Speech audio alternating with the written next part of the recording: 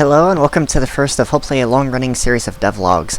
So, what kind of inspired me to start the series is a couple of things. So first, I guess as like a prologue, so there's a company that was looking to hire me, an actual company with money this time, which is kind of a first. I stuck around the royalty indie scene a bit too long, but they've semi-officially, semi-unofficially, I guess, requested that I showcase some mechanics, and then I've come to realize that while I haven't done a lot of work in the past, I don't exactly have a whole lot of things to show off. Not like pretty and visual and all that, because my skill set's more of like an engine slash just general low-level programmer. Like, I'll do game systems and stuff like that, but I like making stuff optimized, and I focus onto this to the point that I tend to forget to add all the flashy bits that kind of like, get other people excited. Because it doesn't do much for me, but if I can get other people excited and enthusiastic about what I do, it's even more encouraging anyway. So yeah, that's kind of the point of this series. It's in spirit meant to encourage me to remember that I need to do these things, so that way at least I have something to show off in the future. Which, I guess, if you're watching this and you're in a similar boat, maybe honestly really consider doing that as well. It's something that typical game devs, indie devs, are really like used to doing. To them it's common sense, but to somebody that's really hardcore into programming, I suspect it can get very easy to forget this. So yeah. So I guess I need to explain what I was requested to do. So I feel like I cheated a little bit. I was requested to create I was requested to create mechanics that enable the player to act as like a mage that basically shoots fireballs at things. Now, to me it sounded a bit abstract, and I couldn't tell if they wanted something... Well, at first I couldn't tell if they wanted something like quick and dirty, and then maybe they're just looking straight up for like, oh, can you integrate visuals into said like simple mechanics, like disregard runtime and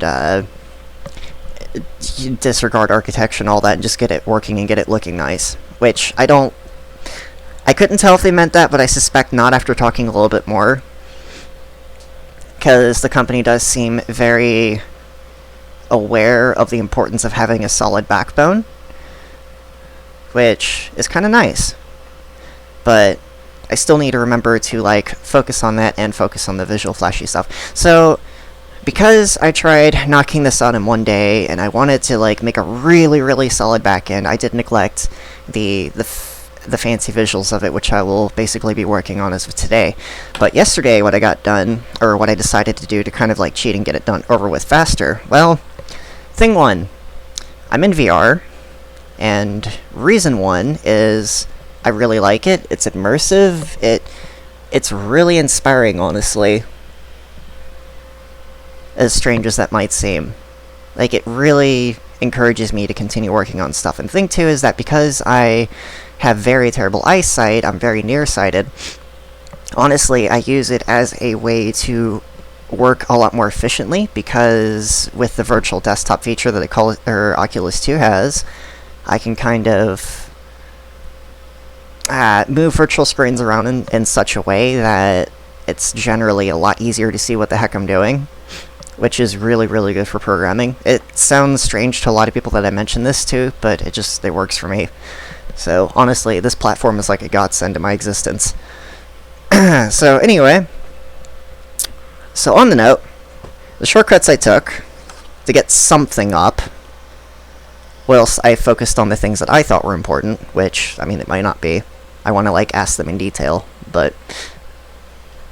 So... that over there, that big orb, that thing has what's called a... how do I put it? The systems I tried doing, I didn't make fancy burning visuals or any of that stuff. Instead, what I did is that I wanted to make a sort of damage slash health system that's like maybe not like uber complex, but semi-complex, and then is meant to scale really well. So eventually, hopefully by the end of today, I'll make a demo that, one, looks flashy, and that, two, actually showcases, like, a ton of entities that are able to take damage and, like, burn visually and yada yada. So that way I can at least, and then maybe, like, snapshots and profiling runs or something like that, so that way I can prove that, yes, this is actually scalable, which, for me personally, is always super important. But, yeah, so what I have at the moment, unfortunately not flashy, but it should hopefully get the point across anyway for the moment. So, for any of you that doesn't or hasn't tried the VR demo, yes, these shoot. It's like the first person sort of template. I literally took the VR template and I didn't do much to alter it. So, you shoot these. As far as I understand, they kind of like disappear when they touch things either with components or touch anything. I can't quite remember exactly, but... Huh. That's interesting. I guess it's only things with components, I'm not sure. Either way, it should have a timer or something. But, so those have physics bodies. They actually, you know, do things with that. Or things that aren't told to, like, simulate physics, it obviously doesn't do anything to. Now, causes that ball to roll. Now what's different about that is that that has a health component. Now, how do I explain this? So, I like making things in such a way that they don't ever tick. So that health component has no tick method. Like, the balls don't even have a tick method, as far as I'm aware. At least I didn't put them there. Does this actually... Oh my god, that does move them. Sorry, I got distracted. So...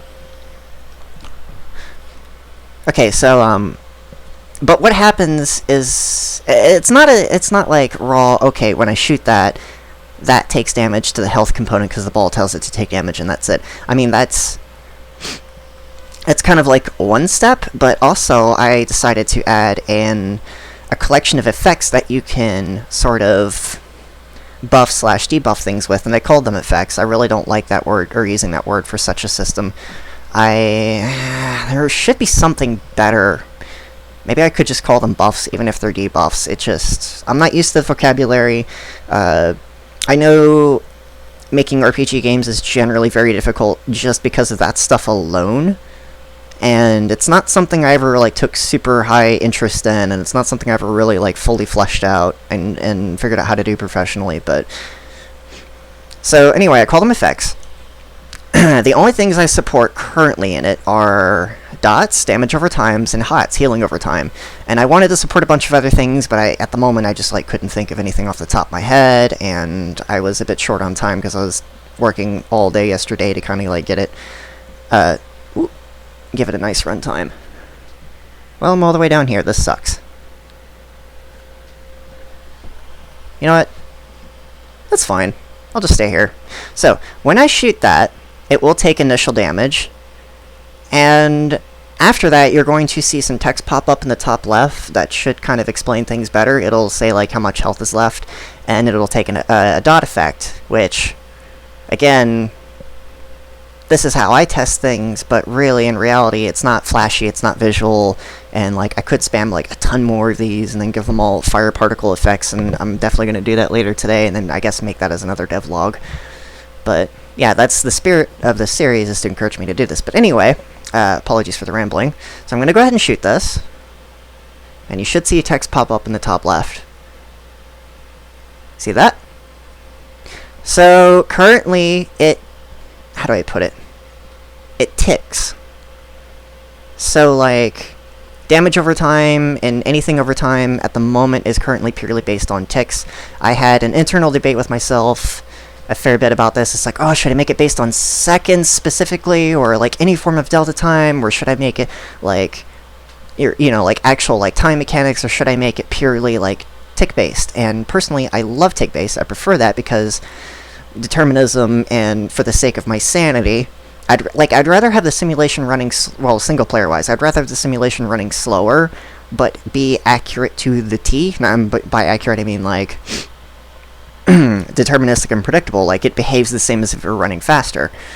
But for multiplayer, this obviously has some caveats of its own, and hence why I had mixed feelings. I'm not even sure how to, like... I think I had some particular idea of how I could, like, if I were to make something like this multiplayer, how I would get it working, but I'd have to honestly gut a lot of the back end and then, like, force physics on a particular tick and then find some way of running game logic that's outside the render loop. Like, not... I should explain better. Make it to where game logic runs, then render. Game logic, then render. Game logic, then render. The way UE currently does it, which honestly aggravates the heck out of me, but I understand why, and I can't blame them, and for, like, most use cases, this is fine. They desynced rendering from game logic, from physics. They all run their own thread, and it's crazy. It's really... For, like, the edge cases when things do slow down, their purpose is to make things look nicer, but at the compensation of mechanically being unsound, which for a lot of things that can be okay, but it's... I like focusing on things with really big scale, and it just doesn't coexist with that, as far as I'm aware. I could be totally wrong. I'm way too addicted to this. Anyway, I'll exit the VR simulation, so... Apologies, one sec. Let me, like...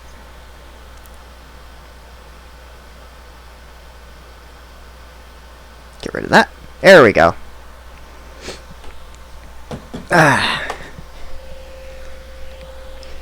Alright, please excuse me while I... fix my chair and situation. I was standing up for this particular test. Usually I sit down, but I don't know, I wanted to make it kind of nicer.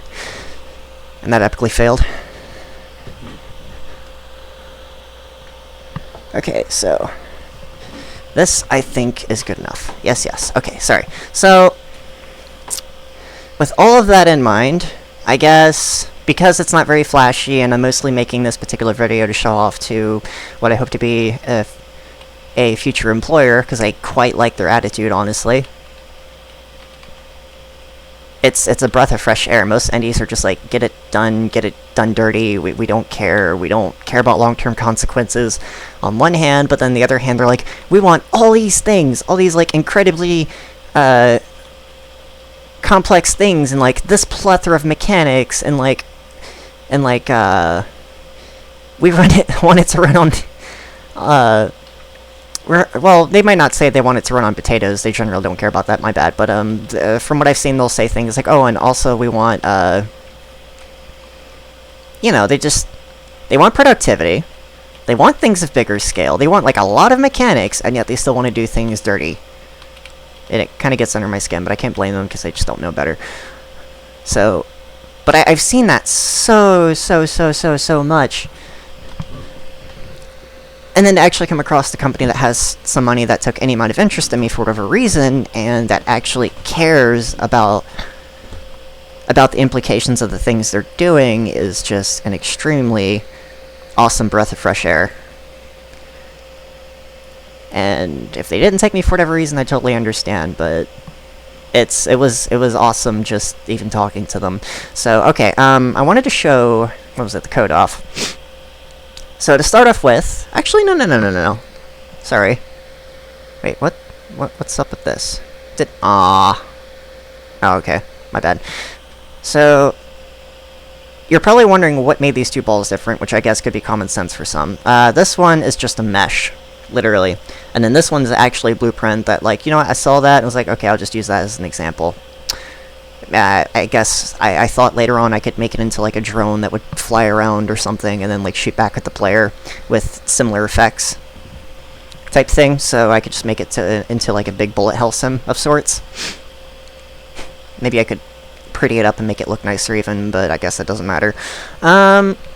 So actually I'll show off the projectile first. So the projectile doesn't do a whole lot. So all of this is mine, as far as I can tell. The rest of it was already here. I just, like, shifted this thing to the right.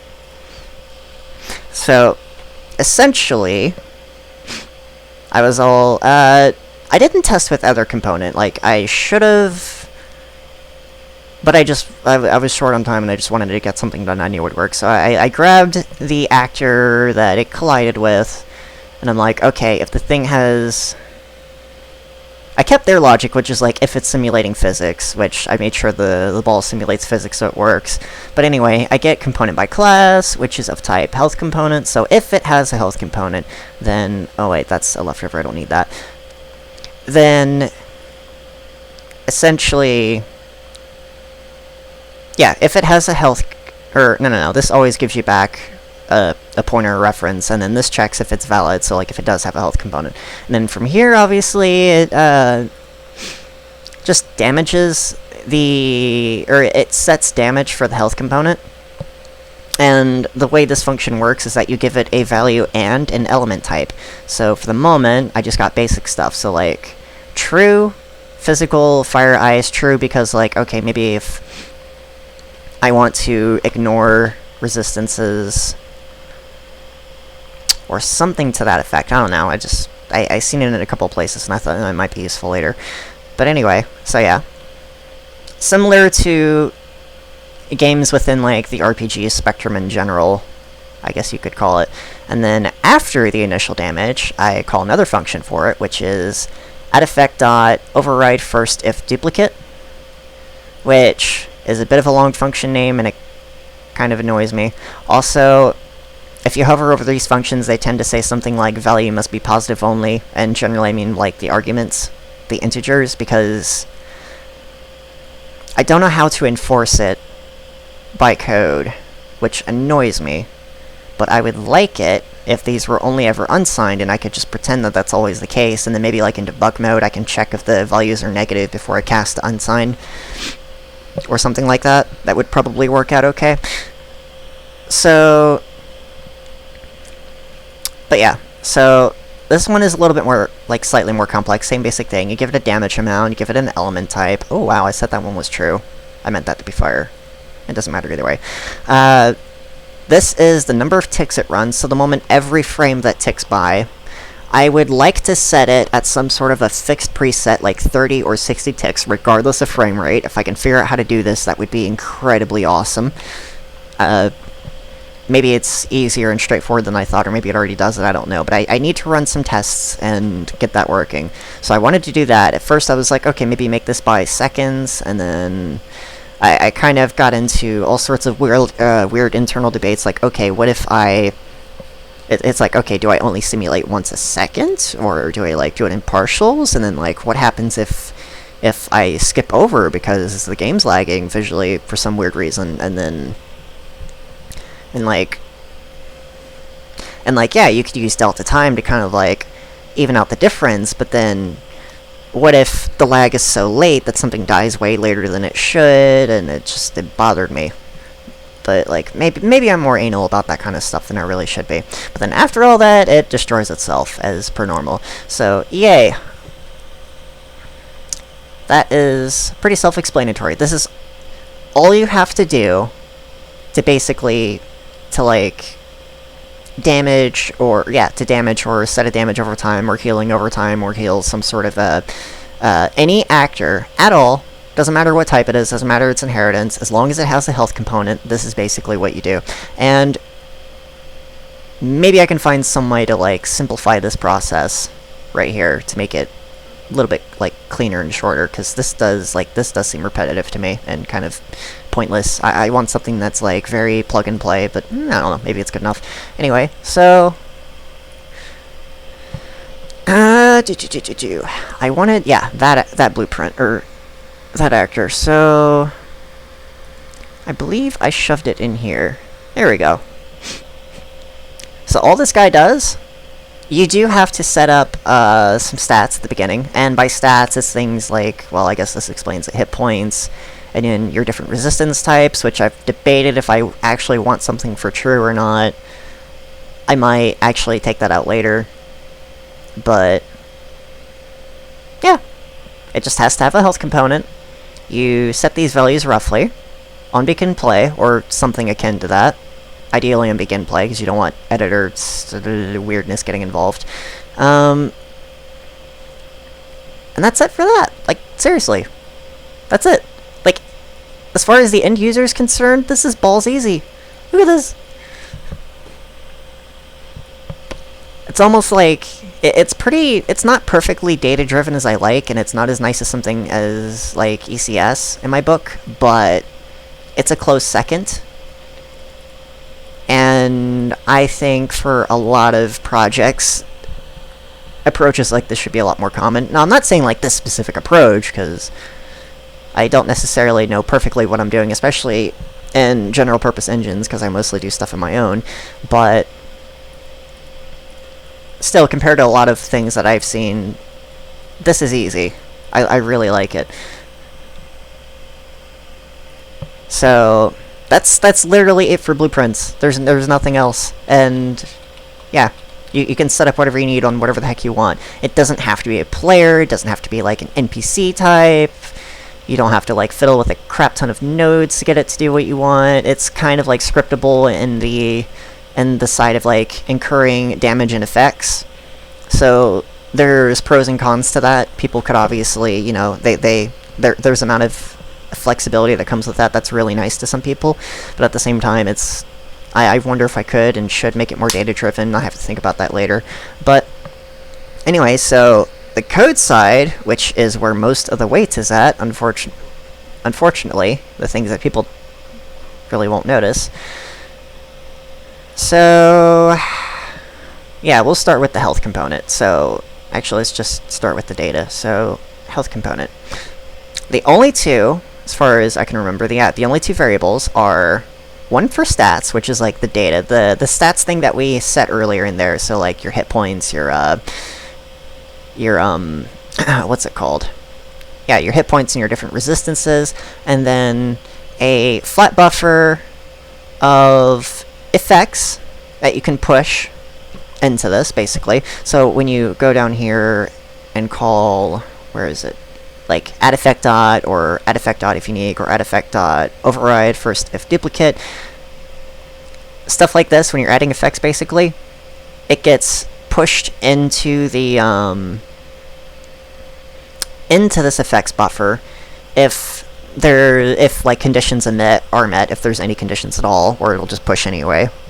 So I made a few different function types to kind of like play around in my head and figure out like maybe people would need any one of these depending on the use case, and maybe there's a bunch to this that I haven't even realized yet, or a bunch of consequences I haven't realized yet. But anyway, so flat buffer, just pretend that this is like a C-style fixed-sized array. That's all it really is. It's just a fancy little wrapper for that, and then like this is the number of max elements, which I want to actually come up with like a define or a const, that sort of like some meta const variable that explains actually what this is. I just kind of like didn't get around to it yet, but yeah, that's the basic idea. It's just syntax sugar.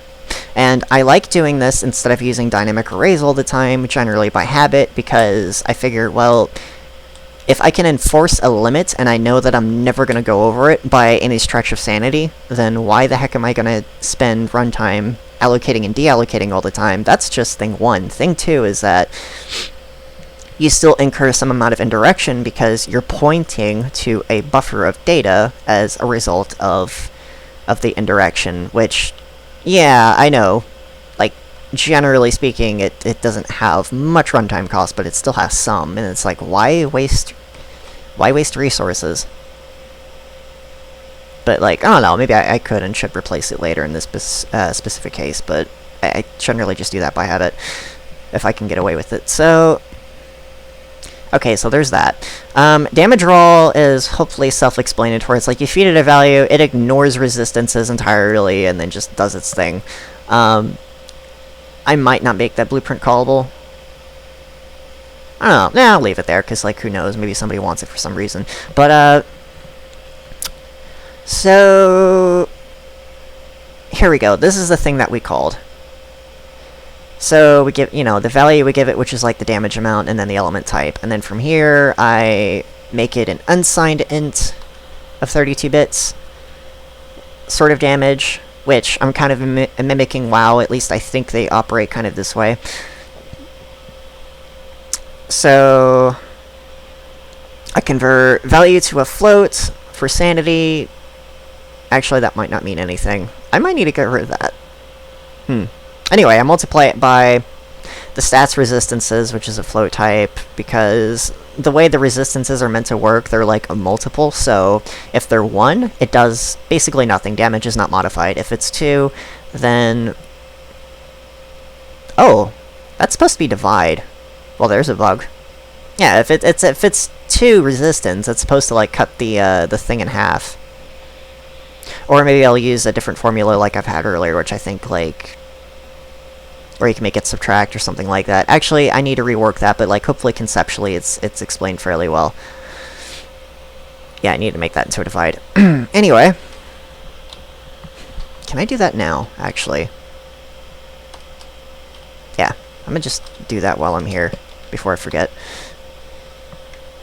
So, set stats is pretty self-explanatory. The stats sub-object is set by what you feed into here, which calls this, which is like a member that handles all this. I'm going through everything and I shouldn't be doing that. Yeah, my bad. So, okay, I should go over something like these. These are actually important. So, these are in the source file. Alright, so the top one is the thing that the other two, like, call at the end of their cycle. Except this one just, like, modifies values, like, add effect dot override first duplicate. It's supposed to, like that mechanic in some games where if you burn something once, and then it's, like, at the end of its burn cycle, and then you burn it again, it'll, like, reset the timer for it, or the number of ticks left. And then maybe override the value. I'm not actually sure. I'm debating on that. Maybe this function shouldn't even exist. I'm not quite sure. But, like, you know, it depends on the use case and the game mechanics. But I just threw it in there anyway. So, yeah. This calls add effect dot. That calls add effect dot. And then this is what does the heavy lifting, which it sets all these accordingly. And pushes into effects the effect data, basically, that we create here, that we feed this stuff into. Range is not currently used. I actually meant to call it, or I meant to think of it as like an AoE effect, so I should call it AoE range, or just AoE or something like that. That was my bad. But yeah, currently not used. And then this also this gets the game instance, and then to get the subsystem, which we use the subsystem to sub-actor. I should maybe call this subscribe actor or something like that. Basically, it tells our effect subsystem to take note of the actor that has this component, and the purpose is essentially that this subsystem will only ever tick our, like, effect logic on actors that have,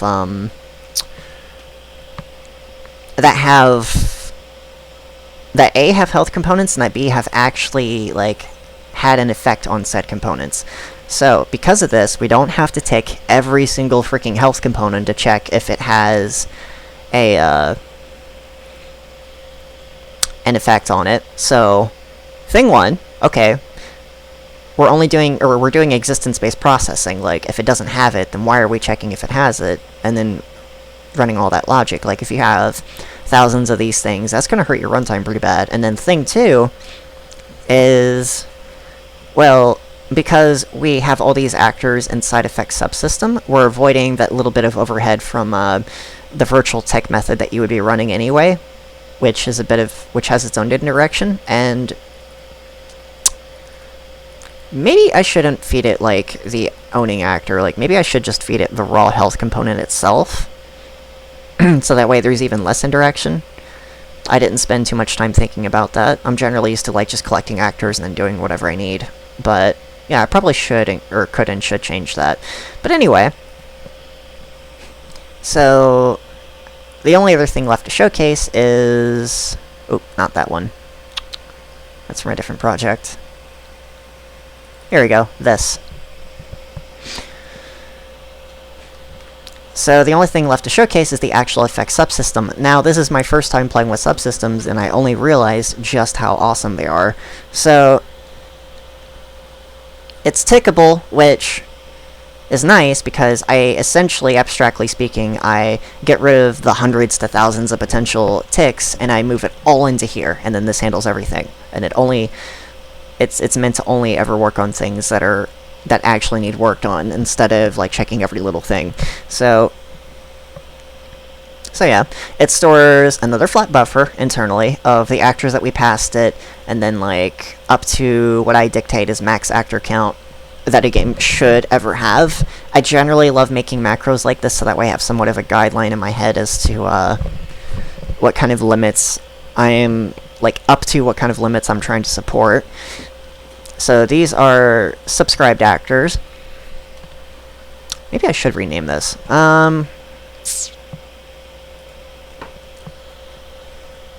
I should probably...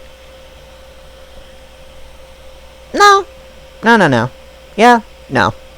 Actually, at like begin, destroy, or deinitialize, I should probably make it to where I set the count of this back to 0, so that way it's cleaned up, just in case. That way I don't accidentally mess anything up. Let's see, that doesn't need explaining. This does, but before I get to that... So here's how we subscribe actors. It's right here, it's pretty basic. We just literally push into the buffer. Upsub actors is slightly annoying because I have to check every element in the buffer and see if it matches, which I've done stuff like this in the past, and generally the runtime overhead is actually not that bad. But it's still out there and annoying, so I'm trying to come up with, in my head, what I can do to get around that. Like, I could just use some sort of an unordered map and then have it as like a secondary sort of member variable that's meant to mirror this, and like, yeah, that's doable, but I'd actually want to measure the overhead of generally doing that, because it does like hinder some other aspects of this. Like, it might make this faster, but it might make other parts slower. Anyway, so yeah, after we make sure that we found the element that has our actor, then we go and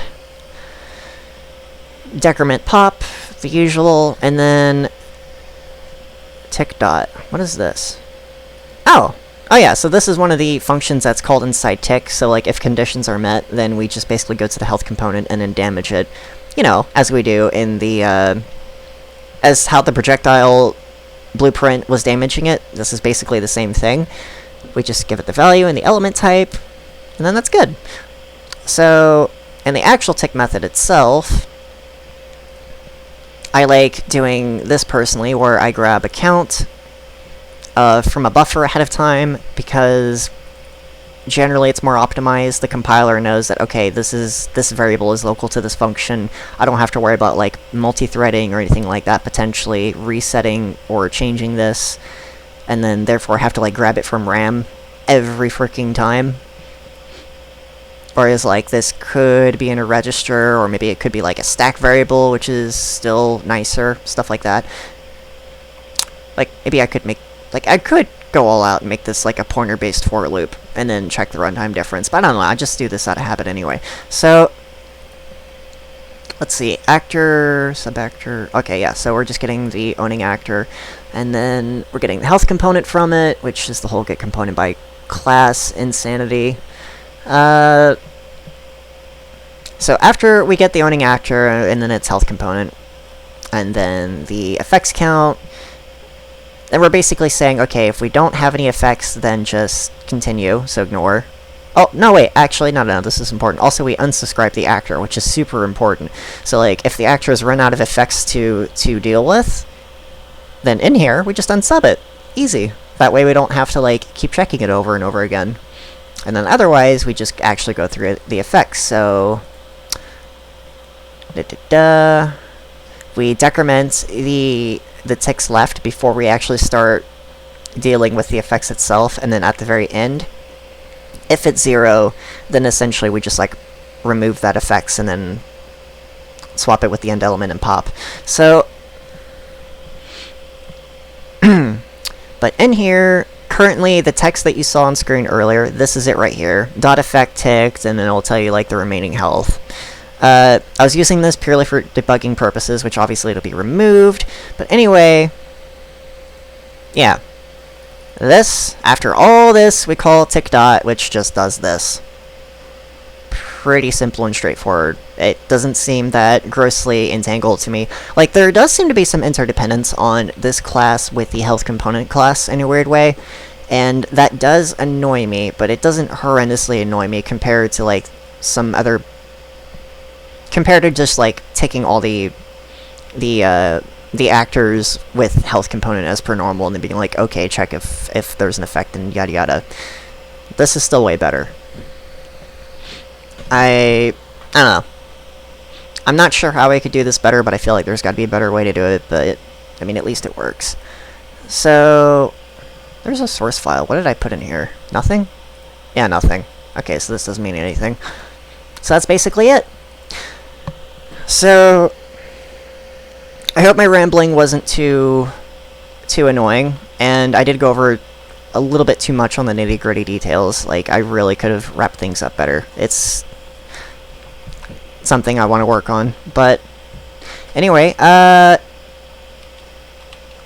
hope somebody found this video either useful and or hilariously entertaining, because I can be quirky and dumb a lot of the times. What is that? Oh, I gotta test it later. But yeah, so hopefully I'll get a video up here soon that actually showcases things in a more flashy manner, and then maybe actually show off the scale of what this could go to. Regardless of how things turn out, I definitely want to do that because it would be fun to do anyway, and maybe I can actually reuse these, like, this code, backend, and other game projects anyway. I don't know why I haven't made something like this in UE sooner. I've done it in, like, custom engines to like, broadly test things, but I've never done it in here, aside that one ECS attempt. But anyway, so I hope you all have an awesome day, and I will see you later.